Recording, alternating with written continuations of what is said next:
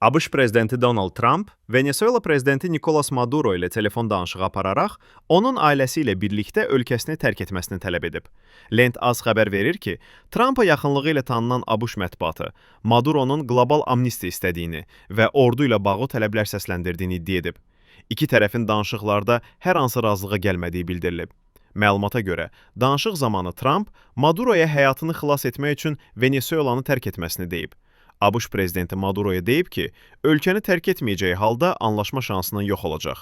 Trumpa yaxın ABŞ mediası Fox News, ABŞ Dövlət Departamentinin başına 50 milyon dollar mükafat qoyduğu Maduronun yuxarıda sadaladığımız tələblərinə qarşı tərəfdən sərt reaksiya verildiyini qeyd edib. Trump eyni zamanda bunları da deyib. Maduronun da çox seçimi yoxdur və ordusu çox zəifdir. Eyni anda hər tərəfə səpələnmiş 30 nəfərin ardınca düşə bilməzsiniz, amma düşsəydik, siyahının başında mütləq Maduro olardı.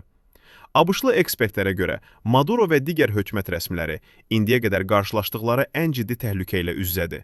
Son məlumatlarda qeyd edilir ki, Maduro 18 aydan sonra istefa verməyə hazırdır.